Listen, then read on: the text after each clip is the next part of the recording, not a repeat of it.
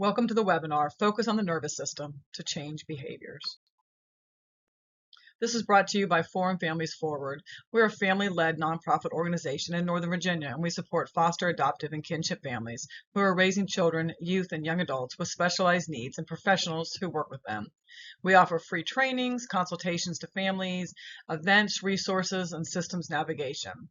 We also have peer support groups, webinars, virtual trainings, videos, and other resources. Check out forumfamiliesforward.org for more information. So let's get started. This webinar is for parents and caregivers of kids whose behaviors are confusing, baffling, and because their behaviors are confusing, baffling, and overwhelming, you feel confused, baffled, and overwhelmed. And if you're here as someone who works with these kids, my guess is you feel the same way, confused, baffled, and overwhelmed. And you are sick of playing behavior whack-a-mole. You spend a lot of time getting a lot of good parenting suggestions, and sometimes they work, and sometimes they don't. A lot of times, even if they work, new behaviors just pop up somewhere else. You feel like you're just playing one big guessing game. You're stuck and exhausted. You're wondering if you're a terrible parent or if there's just something terribly wrong with your kid. And maybe you have the additional layer of parenting a child whose brain has been impacted by trauma and toxic stress, loss, or adoption. Whatever the cause, my guess is that you're here, you have a child with what I would call a vulnerable nervous system. Things just seem a lot harder for this child than for any other kids. Maybe you've been even frustratingly asked, why does this have to be so hard? Can't anything ever be easy? But here's what I know for sure. It's not that you're a bad parent, and it's definitely not that you have a bad kid. Though surely we all do sometimes things that are bad, me, you, and our kids. But you aren't a bad parent. You've been given a lot of outdated information on what behavior really is and how to change it. Rewards, consequences, punishments, you've named it, you've tried it. Timeouts, time-ins, groundings, even spankings. These strategies aren't working, not because you're a bad parent or doing it wrong. They aren't working because they don't address what the real problem is. So today we're going to look at exactly what that is, the real problem. Let's focus on the nervous system. Now, I'll give you a quick spoiler, which is what we are actually not really terribly concerned with behavior change, and that's because we really try not to focus on things that are out of our control, but also because we know that if we keep our sights on the real problem, the nervous system, the behaviors we're longing for in our children, behaviors that promote a connected, calm, and comfortable relationship with them, will begin to emerge. Let me give you just a quick overview of how I've come to support parents of kids with vulnerable nervous systems and big baffling behaviors. I'm a mom to 7 children, 4 adopted through foster care. I felt like I was drowning raising these kids. I didn't understand why I was struggling so much. I have worked in the early childhood education field for over 30 years. I raised 3 successful, loving children, and yet I was feeling hopeless, isolated, and completely overwhelmed. I searched everywhere for help. The social workers would only refer me to counselors who oftentimes wouldn't help. The doctor was really sympathetic and tried to help, but he wasn't sure what to do. My friends thought I just needed to discipline my kids more so they would stop taking advantage of me and just straighten up. I didn't know where to turn. One day, someone posted on a Facebook post, Robin Goebel, and as I read and started listening to her podcast and reading her emails, I found what I needed. And so on a whim, I signed up for her year-long class and became a course facilitator for raising kids with big baffling behaviors, because it helped me understand that I wasn't crazy, that none of these tips and tricks I had used on my biological children or even my childcare kids weren't working on these kids for a reason. Once I started learning about the brain, although it still confuses me and I'm certainly no brain expert, I understood that I needed to parent these children differently, and I needed to give myself and them more compassion and understanding. Do I get it right all the time because I took this magical course? Of course not. You can ask my kids. I mess up all the time. But I know where the behavior is coming from, and I can help get them and myself back to a feeling regulated, connected, and feeling safe. So let's get you started on the same journey. When I was introduced to the theories that we're going to talk about here, it completely flipped on its head everything I knew about human behavior and really my core beliefs about what it even means to be human. Today, I'm going to offer you that same head-flipping experience. So if it feels really new, really disorienting, and even whiplashing, you'll know why. It's sometimes disorienting to flip everything upside down we thought we knew. Or if you feel resistant to some of these ideas, it makes sense too, because that's not everyone's going to love to get flipped on their heads. The work we do with families and professionals rests into three core pillars. Pillar number one is understanding the neurobiology of behavior. Pillar number two is the learning tools, not behavior change tools exactly, but tools that support regulation, connection, and felt safety. And pillar three is connecting to and exploring ourselves, because a lot of parents tell me they understand the science and they have a lot of tools, but they just can't seem to use them or stay regulated enough to use them. And it's not just these three pillars on their own that matter, but it's how they all come together that matters. Understanding the neurobiology allows the tools to become useful and intuitive, meaning we don't have to just stay in a rigid set of this problem, use this tool, etc. We can be creative and intuitive, because in the end, we are the expert in our children and we begin to see what works with them. We can become creative in how we handle the situation. And as we grow our connection to ourselves, the tools become way more about our way of being instead of what we are doing. Understanding the neurobiology of behavior also allows us as adults to have so much more compassion towards ourselves and strengthening our connection to ourselves. And they all come together to support us in parenting kids and with vulnerable nervous systems. In today's webinar, we're only going to talk mostly about the neurobiology of behavior, and we're only going to scratch the surface. That's all we can do in a 1-hour webinar, but I'll give you so many resources on where you can go next to dive into the rest. Okay, so I told you we're going to flip everything we thought we knew about behavior on its head, and clearly there's going to be a lot to learn here. So let's start with why. Why are we going to invest the energy to completely change our approach and paradigm? Why are we going to focus on the nervous system to change behavior? Well, number one, we have newer science than we did 20 years ago. The field of relational neuroscience is giving us a much clearer picture about really what behavior really is. This new information from relational neuroscience will allow us to finally solve the real problem and stop playing behavior whack-a-mole. Most behavioral management techniques like consequences and timeouts are focused on stopping a symptom, not solving the underlying cause of the symptom. That's why it's turning into a giant game of behavior whack-a-mole.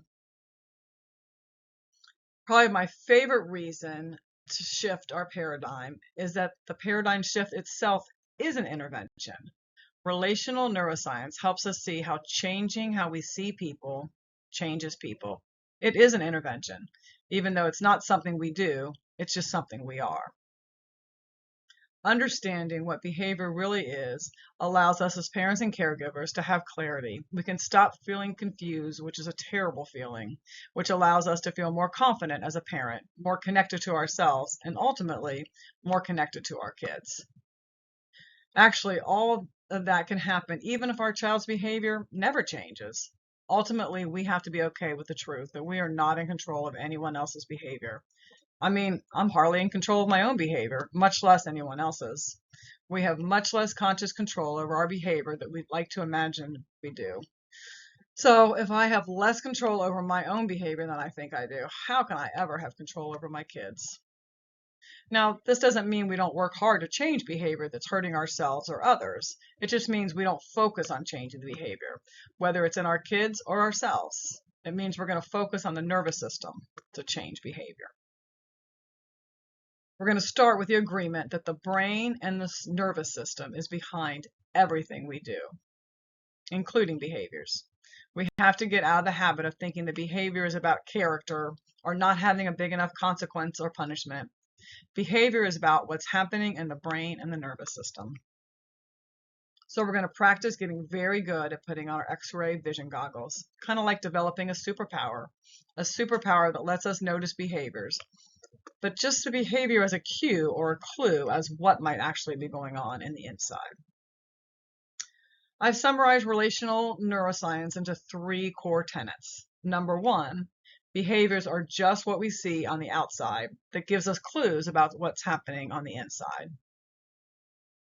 Number 2, we all need connection to survive. Oh yeah, one more thing. Regulated, connected kids who feel safe and know what to do behave well. Not perfect, but just like typical humans. A lot of us might have to consider what we mean by behave well. But generally speaking, if you have kids who are overall not always regulated, connected to themselves and to others, and feeling safe, we aren't going to be going to parent trainings and signing up for webinars about tough behaviors. This kind of behaviors that are bringing you to a parent training or podcast or to read parenting books are behaviors that emerge from a nervous system that is not regulated, connected, or feeling safe. We're going to talk about what regulation, connection, and felt safety is in this webinar and why I believe I can make such a bold statement. But one last thing before we move on.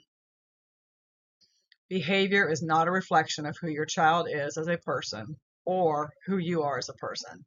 Behavior is just a reflection of our regulation, connection, and felt safety, not our goodness or worth, and not our children's goodness or worth. Regulation, connection, and felt safety. We're going to look more closely at what each of these are, starting with felt safety. Felt safety is a subjective experience we have based on environment, self, and the caregiver.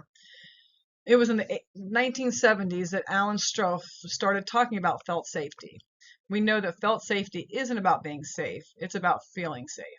Many of our kids come from backgrounds of not being safe, and even though they're safe now, their body and brain remembers a time when they were not. Then in the 1990s, Stephen Porges of the polyvagal theory introduced in his concepts of neuroception to describe the neural mechanisms that are all at play with the individual assessment of felt safety. Neuroception is a process that occurs without our even awareness. Neuroception is assessing cues from three places: inside, the child's internal experience; outside, the child's environment; and in between, the child's relationship and specifically the state of their caregiver's nervous system. Neuroception is kind of like spidey sense. Your child's brain is constantly assessing and then deciding if it's safe or not safe, inside, outside, and in between, and then shifting their nervous system accordingly.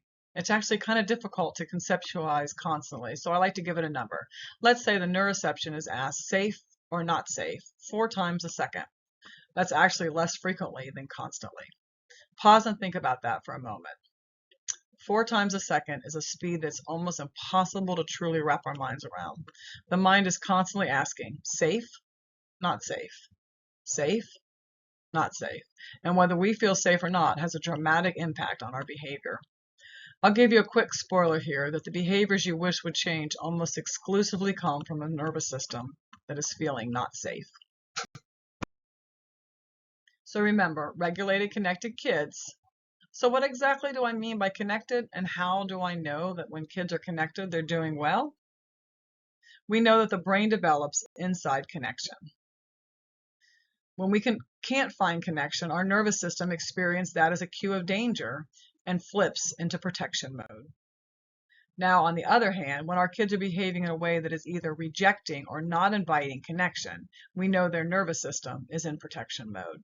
We need to ask, what's up with that? Going back to pulling on our X-ray vision goggles, why are they pulling away? Now let's talk about regulation. Regulation is a fun word because it has taken on a lot of different meanings, and many of them aren't actually quite accurate. I'm going to take Dan Siegel's definitions of interpersonal neurobiology here. Regulation is keeping the accelerator and the brake of energy and arousal in balance. So this is where it gets a little confusing for me, so I'll try to explain it as best as I can.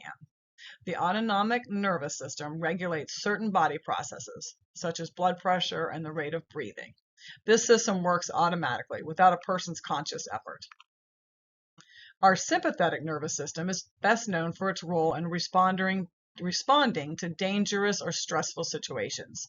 In these situations, your sympathetic nervous system activates to speed up your heart rate, deliver more blood to areas of your body that need more oxygen or other responses to help your body get out of danger. This results usually in fight, flight, or freeze. The parasympathetic nervous system is responsible for the body's rest and digestion response when the body is relaxed, resting, or feeding. It basically undoes the work of the sympathetic division after a stressful situation. The parasympathetic nervous system decreases respiration and heart rate and increases digestion. If it is feeling threatened, it will result in collapse mentally or physically. A regulated nervous system has balance, up and down. As you move through the day, you experience both sympathetic and parasympathetic. You accelerate and you put on the brake. Our window of tolerance then is the space inside our nervous system where we can manage stress without freaking out. So how does this develop? Now this is where things get interesting as we start to bring all these pieces together. When babies are born, they have a pretty strong accelerator, right? And in some ways, they have a pretty strong brake because they sleep a lot. What they need help with is 1, moving between the two, and 2, strengthening the part of the brake that doesn't move them into sleep, but moves them into that calm, active, alert stage. What they need help with is regulation. Let's look closely at the attachment cycle for a brief moment. A baby expresses a need. The caregiver comes to the baby with similar energy, and the caregiver soothes the baby and their self. The baby is seen, soothed, and secure.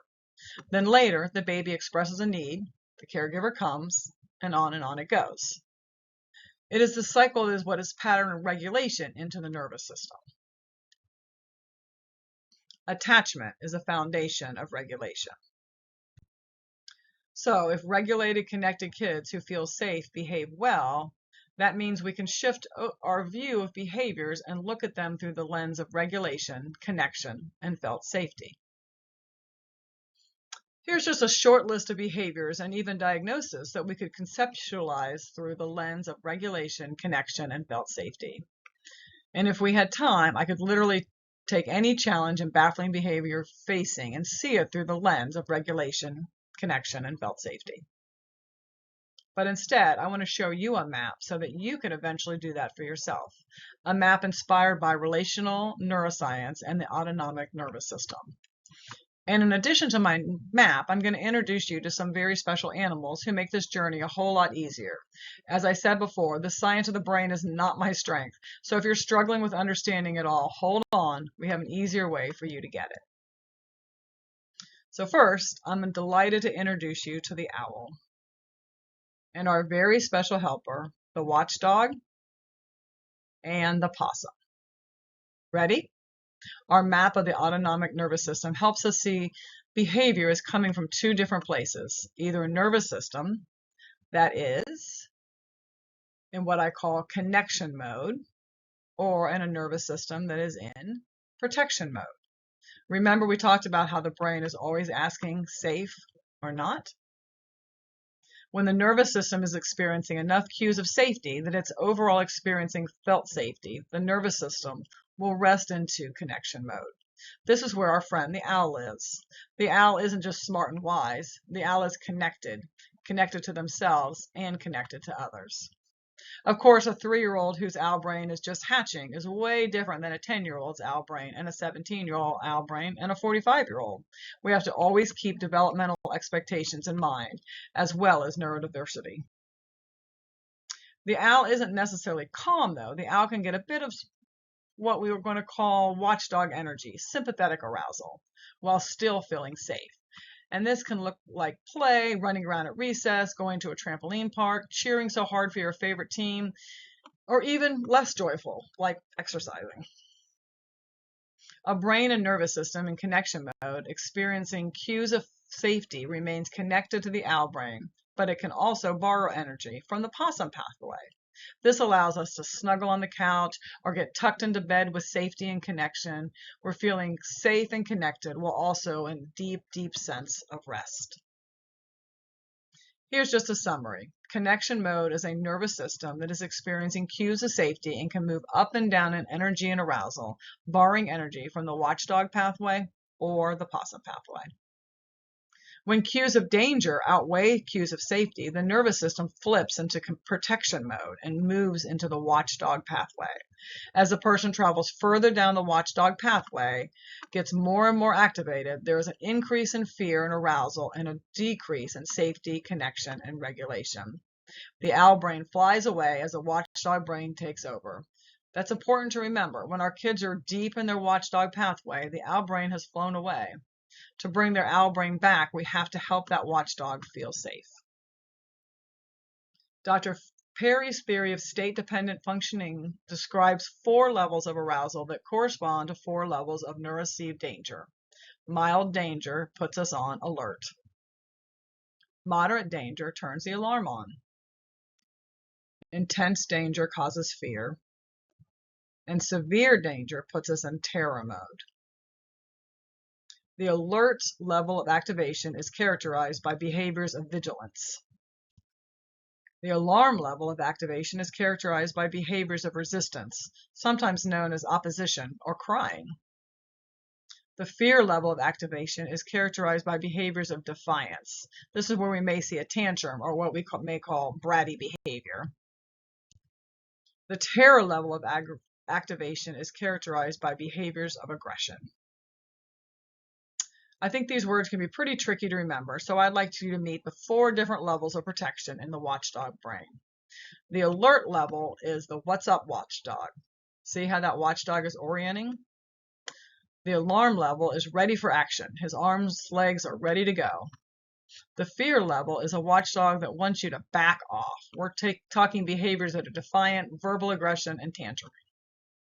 Finally, the terror level watchdog is in attack mode, physical aggression. When cues of life threat dominate, the nervous system flips into protection mode and moves onto the possum pathway for one last attempt at a life-saving behavior, collapse. The nervous system is feeling as though life threat is imminent. There is a considerable increase in fear and arousal and a decrease in safety, connection, and regulation. When I say there's an increase in arousal, we mean we continue to move along the arousal continuum. Possum energy increases, but that's kind of confusing because it's felt or experienced as actually as a significant decrease in energy. The owl brain has flown away as the possum brain takes over. So just like in the watchdog pathway, mild danger acts as an alert, moderate turns the alarm on, again, intense causes fear, and severe causes terror. But different than the watchdog pathway, alert causes avoidance. Alarm makes us comply or almost act like a robot. Fear causes disassociation or even our shutdown of our bodies and brains. And terror causes collapse. So once again, to make it easier to remember, we have 4 different levels of protection in the possum brain. We have that la-la land possum who has behaviors of avoidance. We have what we call the trickster possum, who often wears an owl brain mask, and these are people pleasers, over-compliant, robotic types of behaviors. And then as we go further down the possum pathway, we move into the shutdown possum, where we see behaviors of really shutting down and disassociating. Your kids who won't get out of bed. And when we move all the way into the play dead side of the possum pathway, fully into collapse and fainting. So everything I've talked about so far, the owl brain, the watchdog brain, and the possum brain, connection versus protection, regulation, felt safety, are all true about all brains. It's true about me, it's true about you, it's true about everybody. Those are all things that we now understand about the relational brain. But this model can also really help us understand nervous system vulnerability and big baffling behaviors. So what do I mean by nervous system vulnerability? Well, nervous system vulnerability leads to an overactive watchdog brain and or a super scared possum brain. So what kinds of things are leading to nervous system vulnerability? Things like trauma, toxic stress, adoption, neurodivergence, sensory differences, neuroimmune disorders, racism, ableism, even temperament differences. And sometimes we may never know what the cause. Remember, this graphic of the wave represents a nice up and down accelerator and brake that happens inside the window of tolerance. When trauma and toxic stress impacts the developing brain, you end up with a nervous system that doesn't look like this nice up and down regulated balanced energy and arousal. It looks more like this graphic. Here, the accelerator and the brake may go from 0 to 60. Sometimes both the accelerator and brake are slammed at the same time, and they're released at the same time. This pattern is unpredictable, and it feels really scary that trauma and toxic stress can impact regulation in this way. This leads to some pretty unpredictable behavior, as well as that mountain out of a molehill phenomenon. This can really be confusing for parents. You may be thinking, okay, I learned earlier that aggression is a terror response, but my kid is hitting and kicking and spitting, and there's nothing that I can tell is happening that would cause my child to be experiencing terror. And that's completely true from our subjective experience of felt safety. That level of arousal is confusing. But when regulation has been impacted by trauma and toxic stress, one of the things that happens is that even the slightest stressor can cause an enormous arousal response. When kids experience trauma and toxic stress while their brain is developing, like so many of our kids have, they are flooded with stress. So instead of having experiences that will allow them to build and nurture the stress resilience part of the system, they don't really get that opportunity. What emerges as a result is a very, very, very overactive stress response system. So when we see that mountain out of a molehill response, that huge reaction to what we would call a small stressor, we have to remember that felt safety is totally subjective. If a child is reacting with terror level behaviors, we have to trust that their nervous system is experiencing that level of danger. That behavior matches the level of lack of felt safety that they're experiencing. Even if we're baffled by it, even if we don't understand the behavior at all, we have to trust that they match. Trauma and toxic stress also impacts the brain in a way that leaves it primed to neuroceive danger. Remember that all of our brains are asking safe or not safe or not safe, 4 times every second. But the brain that has experienced significant levels of trauma and toxic stress perceives that everything is always dangerous. It's as if the brain's saying, I'm always landing on danger, danger, so what's the point of even asking? How about I just stay on danger, danger mode? Metaphorically, that's what's happening inside the brain. Research validates that people with histories of trauma and toxic stress interpret neutral and even positive stimuli as stress. Their brains are primed to experience threat. For many folks with vulnerable nervous systems, connection doesn't invite regulation. Connection actually equals danger and therefore keeps the nervous system stuck in protection mode. This can happen in experiences of abuse, neglect, caregiver loss like adoption, as well as in situations like medical trauma and neurodiversity, where misattunement and inability to soothe are more frequent. Connection is a biological imperative, and we always are being driven towards our caregivers and attachment figures. Yet, we're also driven to flee from danger, so we have an impulse to go towards connection. Then that awakens the danger circuit, so we flee and go towards attachment. Yet attachment triggers our danger instead of being soothed, and we end up spinning in circles. Go towards, go away. Go towards, go away. Which, as you can imagine, can leave the nervous system and ultimately the behaviors feeling pretty scrambled and, yes, baffling. But all behaviors make sense. Even baffling behaviors make sense. And if we can't figure it out, we sometimes can soothe ourselves and stay more connected to our own outbrain with just the reminder that this behavior must make sense in some way. Regulated, connected kids who feel safe and know what to do behave well. Now, without question, we might have to redefine what behaving well means, but that's a discussion for another day. What I'd like you to leave here with is a confidence to approach your child's behavior with these 3 questions. 1, is this child regulated? 2, is this child connected to me, to themselves? And 3, is this child experiencing felt safety?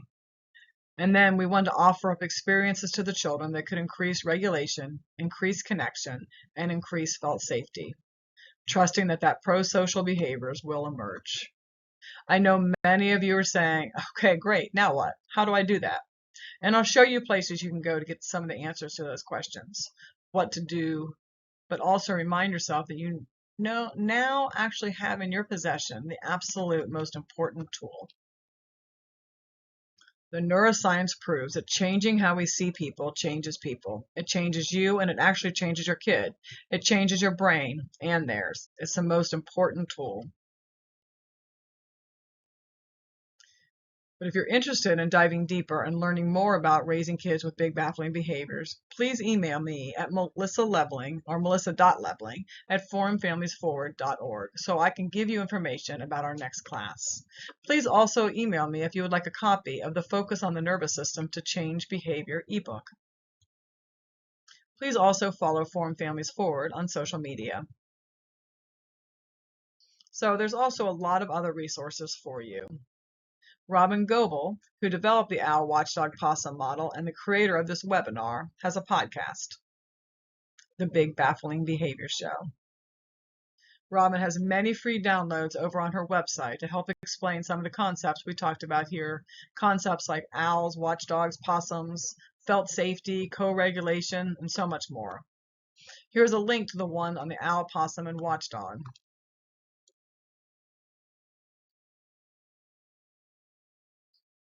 And you can visit robingoebel.com/bafflingbook to find more about her book, Raising Kids with Big Baffling Behaviors. Thank you for joining me.